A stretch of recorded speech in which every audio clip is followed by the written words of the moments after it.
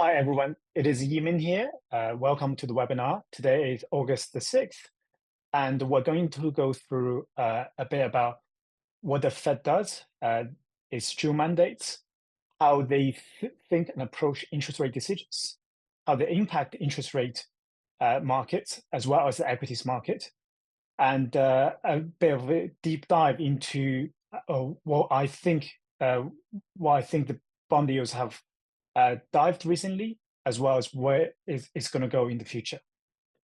So, what exactly does the Fed do? Many people may think of the Fed's job as propping up economic growth, i.e., having a high GDP, or on the flip side, making sure we avoid recessions. Or if you look at the past behavior from the Fed and the stock market, you might derive that the Fed's job is to make sure the stock market is going up forever. And in this election year, the Fed might be biased to help one candidate or the other, especially given Powell's history with Trump. And Trump said that the first thing he would do is to fire Powell from the Fed when he gets in the White House. So in theory, the Fed's job is none of those things. And those things may become a byproduct of what the mandates are, but that's theoretically, at least, that's not their job. The Fed's main mandates are maximum employment and price stability. So maximum employment is a notion that if you wanted a job, you can get one in this economy. And price stability is set as a 2% target on the PCE, and that the Fed is very much focusing on right now. So the question is it possible to have the best of both worlds? Can you have maximum employment and price stability at the same time? A lot of people would argue that, when you raise interest rates, sure, inflation might come down, but you will hurt employment, the labor market. So if we look at the past 10-year data between the CPI and non-farm payrolls, there is very little correlation between them. Sometimes we have low CPI and high employment numbers. Sometimes we have high inflation and high employment numbers. There doesn't seem to necessarily to be a big correlation between the two. And this is precisely what the Fed had been arguing for the past 2 years. Because of the structural tightness in the labor market, they felt that raising rates to 5% and staying there for a long time doesn't necessarily hurt the job market that much, and they're confident in doing that. And if you look at, and they were right, for maybe 2 years. If you look at, the employment data from 2022 to about the end of last year, we had maximum employment, even with high interest rates. The unemployment rate was at 3.4 to 3.8% for the best part of last year. That is historically low. I think Powell said that to get to that sort of range again, 3.4% unemployment rate, you have to go back to the 1960s. But things seem to have softened quite substantially over the past 6 to 8 months. We still had good prints at the beginning of the year, high non-farm payroll job data, but unemployment rate has also been creeping up rather quickly. So on Wednesday's FOMC last week, the unemployment rate at the time was 4.1%. It was just before the latest non-farm payroll report. The Fed still argued that 4.1% was still historically low. But as we can see in terms of the trend, we are starting to really deviate from the maximum employment mandate. And in fact, in the press release, as well as in the press conference, Powell has stressed that they are fully watching the data. They believe the labor market is softening, but is still in a normalization process. So it's not really something that you have to worry about just yet. And if it were to further soften beyond their expectation, the Fed is ready to act, i.e., cutting rates. So here comes the Friday's report, and it printed a 4.3% unemployment rate. Granted, labor participation also went up, meaning more people were entering or re-entering the labor force looking for a job. But the overwhelming majority of those people could not find a job in July. And this has sparked recessionary concerns. If you look at the non-farm payroll data versus historic economic growth, i.e. the GDP, the past 10-year correlation was a 0.61, meaning that when employment non-farm payroll goes up, GDP growth also went up. And this makes sense because ultimately GDP is just, the total number of hours people worked times their earnings. So how much they produced in monetary terms over the year. So weak labor market, first fewer people have jobs, potentially. We haven't seen that yet. But with unemployment rate, potentially fewer people could have jobs, and people may be making less money as well. And we have seen wage growth decelerating substantially from 2 years ago, 5.5% in the summer of 2022 to last Friday's 3.6%. The Fed may look at this report and say 3.6% wage growth is good for inflation, but it's not something they should be concerned about. If the inflation target is 2% and people are growing their earnings by 3.6% year on year, that is still pretty good. And historically, hourly earnings and core CPI are closely correlated. So the core CPI is the inflation without food and energy. It focuses on rent and non-housing services. Higher wages tend to put upward pressure on services prices because businesses tend to try to pass on the cost of labor into the product and services pricing, which gives us a higher core inflation. So lower hourly earnings growth should cool down inflation further. And to link the Fed policy with inflation, I've done some historical tests, and we can see that there is about 7 to 8 month lag between the Fed raising rates and inflation coming down. So when the Fed tightens the monetary policy, it's not an immediate effect. It works through the economy through tighter financial conditions.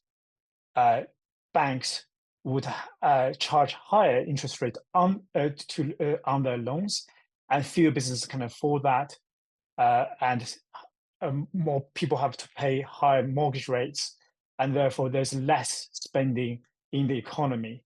So on the demand side of things, having a tightened monetary policy will reduce overall demand in the economy, and therefore reduce the pace of price increase. But there's a lot of things the Fed cannot control on the supply side of the economy. For example, oil is a big factor. When we have oil prices above $80, the chance of getting a on target or below 2% inflation is less than 33%. And as you can see, the higher the oil prices become, the higher the headline inflation. Oil prices also drive forward inflation expectation as well in the markets. So 5 year forward break even here just means what the market is expecting in terms of inflation in 5 years' time. And you can see that this chart is pretty obvious. Oil prices goes up, people expect high inflation over time. When oil prices are low, people expect low inflation. And aside from oil, there's also other factors like supply chain bottlenecks. During COVID, especially when shipping out of Asia was very difficult, or during the Russian-Ukrainian war that's still actually going on, uh, ships have to, or transportation have to walk around that region, and there's less pass through and less supply from Russia and Ukraine to Europe and US. And all of those things drive inflation up, but the Fed cannot really do much about that. So coming back to our inflation trend and the Fed policy, for the past couple of years, the Fed was really targeting on getting inflation back to 2%. And in December last year, it almost felt like they finished their job. They just had a final mile to go and they could come home. We can start cutting rates in the new year. The bond market priced in 7 rate cuts for 2024. But we didn't have that. While inflation was coming down, both in terms of the headline in the blue line here and core CPI in the orange line here, things began to get a little bit sticky in the second half of the year. You can see the curve substantially slowed in terms of slope in the second half of the year. It was still overall trending in the right direction, but the Fed did start to feel that things were getting a bit sticky. That was the first thing. And also, secondly, a lot of the disinflation comes from goods rather than a broad set of baskets, including housing inflation and non-housing services. And in Q1 this year, we even felt inflation resurging. As you can see that headline was picking up for 2 months in a row. And that really made the Fed very uncomfortable. So the last chart was year-on-year growth. This chart is the 3-month annualized growth in terms of inflation. What this means is that if we look at the past 3 months data, month-on-month data, and extrapolate that into the whole year, what do we get? And you can see that, so while the headline inflation was coming down, the Fed was really actually worried about services. It was coming up quite substantially from the summer of 2023 into Q1 this year, and it peaked around March. So the Fed actually decided after observing 3 months data in Q1 that there is a quite substantial risk of inflation coming back, and then they had to keep rates higher for longer. And the rates market, the bond market, started to reprice the Fed cuts from 7 at the beginning of the year to 2 to 3 for 2024 in the summer. But then what happened was that, as you can see, the slope started to come down again. Was that in Q2, it became obvious that the Q1 inflation resurgence was actually quite transitory. And now, if you look at services 3-month annualized rates, it's dropping substantially below 2%, as well as the headline data. So it's almost like the rates were too tight and inflation is now below target. And actually, this chart is trying to illustrate this one overarching point, which is that the Fed, there's a 7 to 8 month lag in the Fed policy, the impact of the Fed policy on the economy. But the Fed is reacting data from the latest month and latest quarter. So they're always behind. They are driving using the rear mirrors. So because of the hot Q1 data, the Fed's dot plot that is released every March, June, September, December moved from 3 cuts for 2024 to only 1 cut as a median dot. This was actually much higher than what I expected at the time, because I thought they would go from 3 cuts to 2. Because if you go from 3 to 1, you're leaving yourself with very little wiggle room if inflation came down. And the next time you actually have to revise the cuts to back to 2 again. So it just looks a bit foolish for the Fed to move from 3 cuts to 1 cut projection in June. Nonetheless, that's what they did. And actually, my prediction did come right as well, looking at now. But clearly, from the June dot plot, you can see that the FMC members are very divided. Half of them expected two cuts, and half of them expected 1 or fewer cuts for the year. And if you listen to what the Fed speakers have been saying or were saying in the summer, some of them were saying, we are seeing signs of inflation coming down from both the data as well as evidence on the ground when we speak to businesses. Customers are trading down products, trading down to cheaper products rather than still affording the price increases, and businesses are unwilling to pass on price increases. So it's just a matter of time before we get to target inflation. We should be cutting, looking at Q3, Q4. But then the other half of the Fed was saying, well, we had a hot quarter of Q1 data and a good, encouraging quarter of Q2 data. But is that enough? Maybe not, because it just counteracts the Q1 data. It's not sufficient evidence to give us confidence that inflation is coming down. What we want is to see more data that inflation is really heading towards 2% target. So July should have been a live meeting, given what we saw in Q2, but it didn't, because it was really hard to convince this half of the camp to move more towards this half of the camp. And if you think about it, if the Fed cut rates in July or even September, people the FOMC members would actually have to revise their outlook again back down towards 2 to 3 cuts. It would have made their June predictions look quite bad. So the overarching theme in the July FOMC, which happened last Wednesday, was that the Fed needs more data to be confident. They are data dependent, but they're not data point dependent. However, underneath the hood, the rates market, regardless of what Powell said about, not committing to a cut in September, not committing to give a forward guidance as well.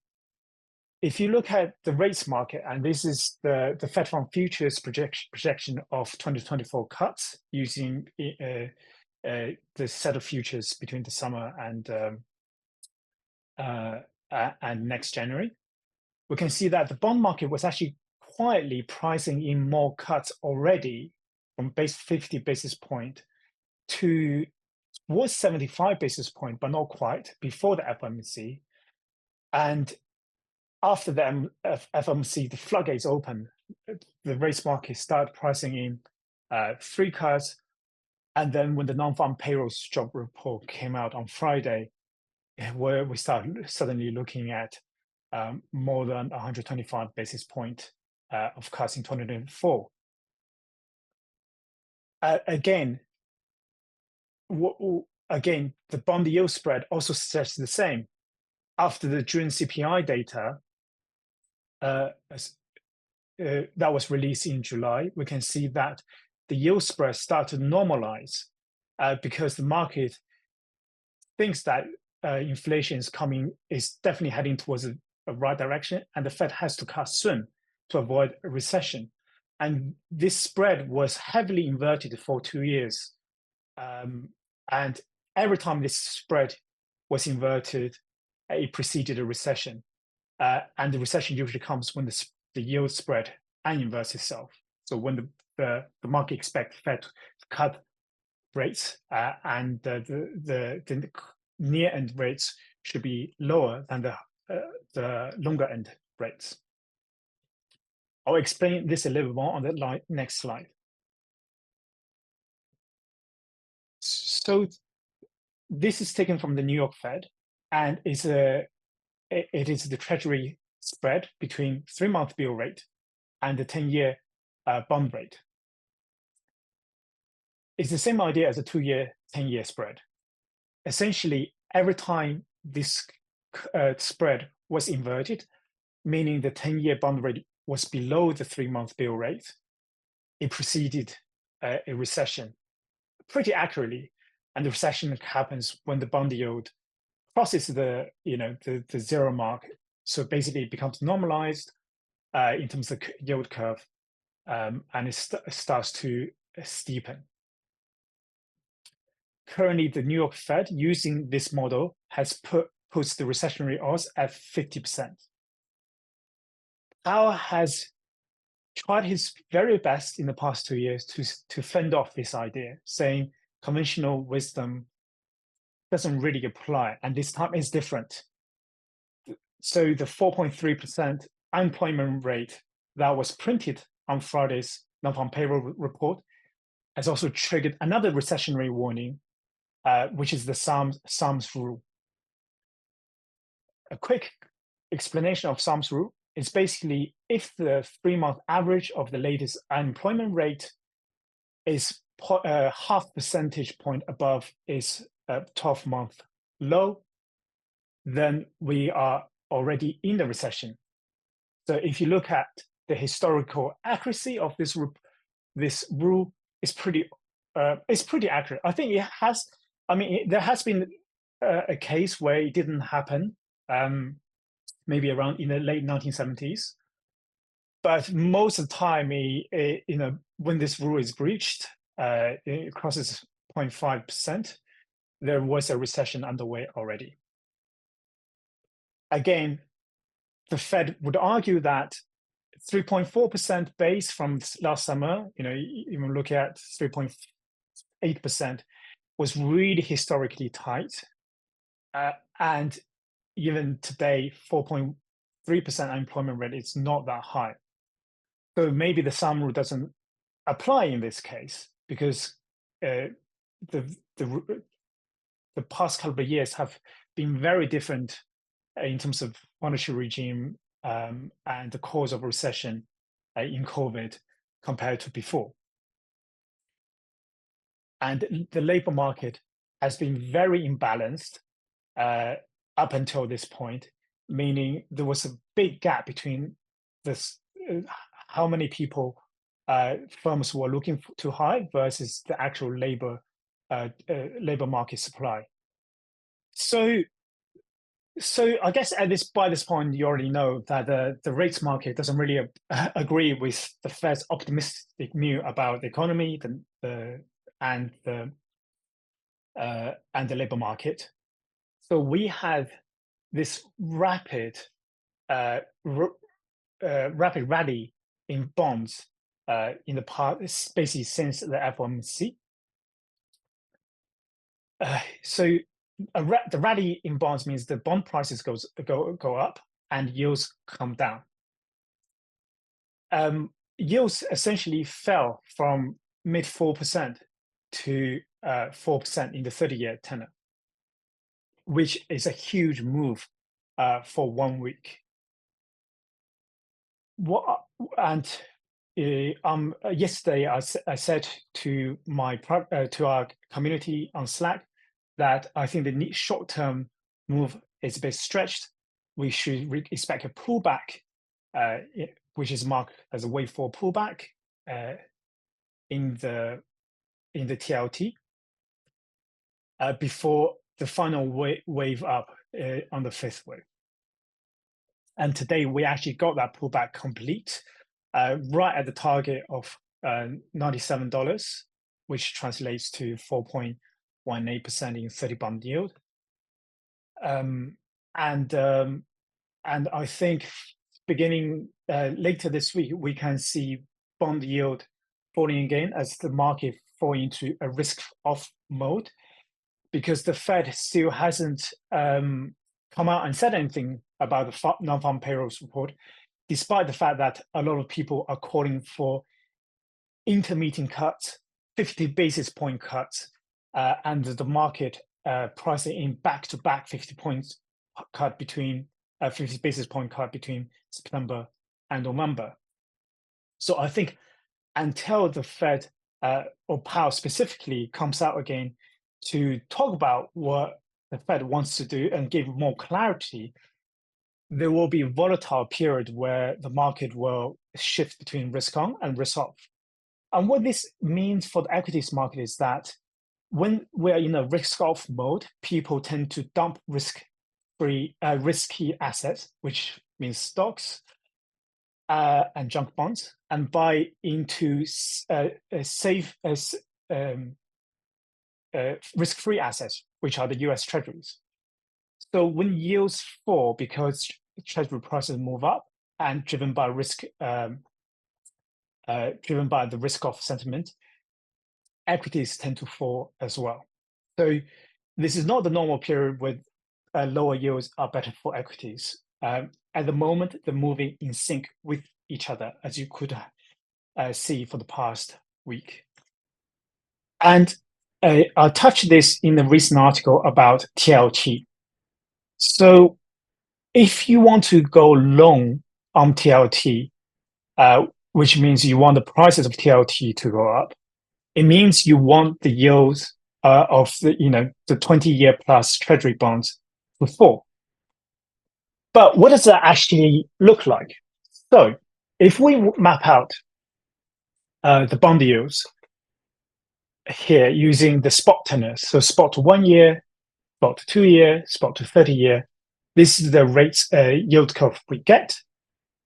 At the moment, the 1 year bill is 4.4%, the 5-year bond is 3.6%, and then it gets more expensive again, as in the yields get higher again for the 30-year bond. But this is actually not a very useful tool for looking at exactly what the market expects in terms of interest rate levels at a particular point in time, because these are all spot tenors. And I can give you a very obvious example. So if I want to borrow, if I want to get a mortgage for a fixed rate mortgage for 1 year today, borrow money for 1 year today, it costs me 4.4% to service that year.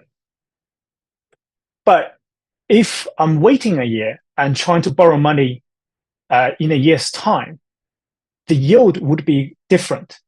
And it's not the spot to 2-year bond yield that you see in the market, because that's if I were to borrow money for 2 years, the entire period, it would cost me 3.9%. But if I only want to borrow money for 1 year, starting in a year's time, it should actually cost me less.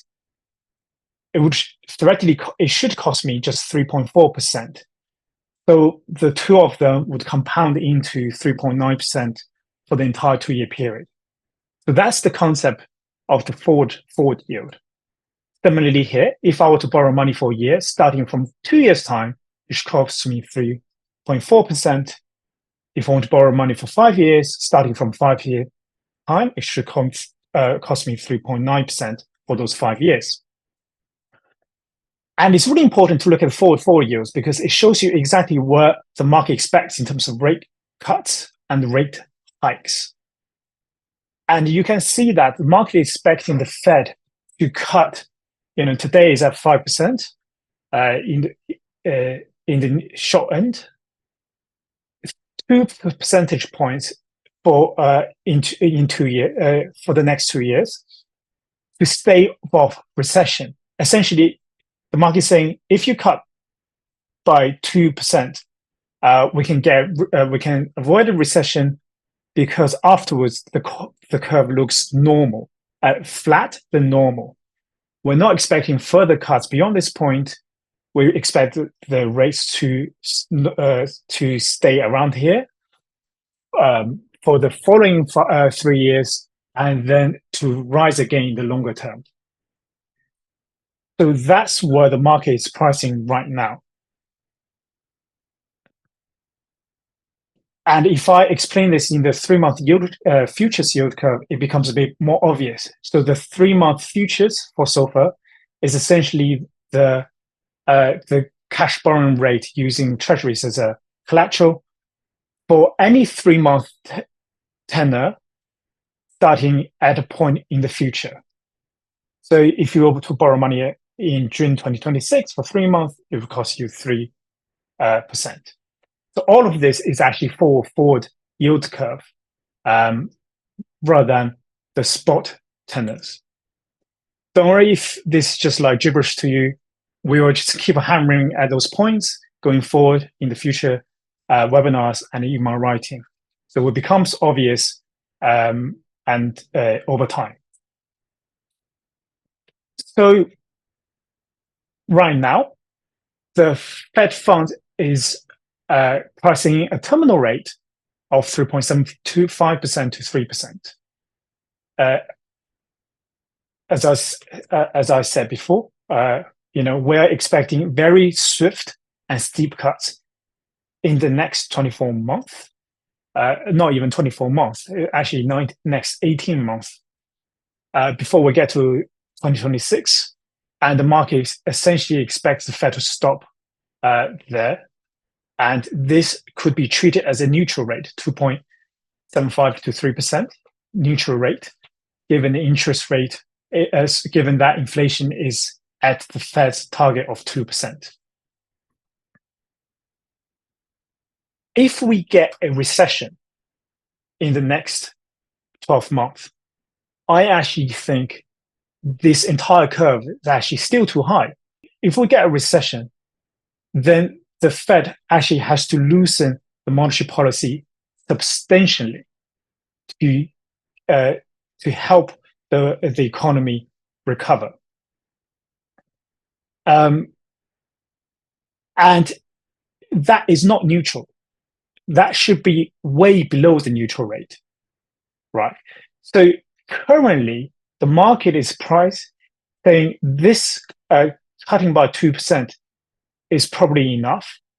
But if we actually get a recession when the GDP prints negative growth 2 quarters in a row, which is the definition, I don't think this curve is enough in the long term. And secondly, if we think about where oil prices, the correlation between oil price and inflation, and where inflation might go, it's not clear to me that oil price is, so we're kind of in this like triangle here, coming from the COVID lows.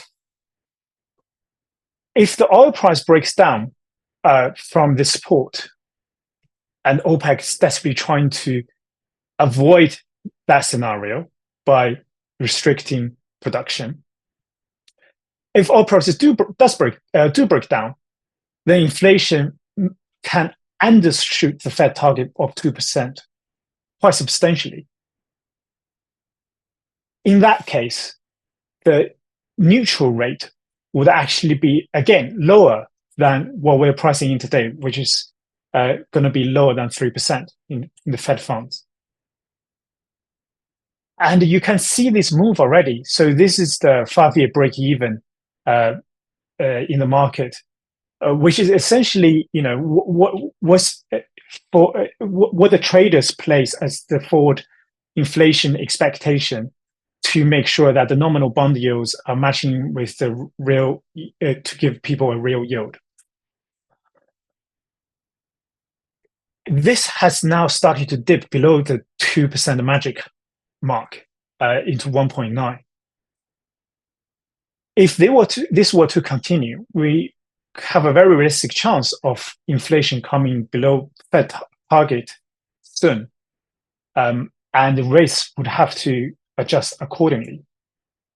So now, again, we're looking back at this graph. The forward yields could actually come down even further than in the bond market, in the 3.4% to 4.2% in those tenors. Because first we could get there's at least 3% chance of a recession happening, which means the forward yields should be lower, more towards the 2% mark.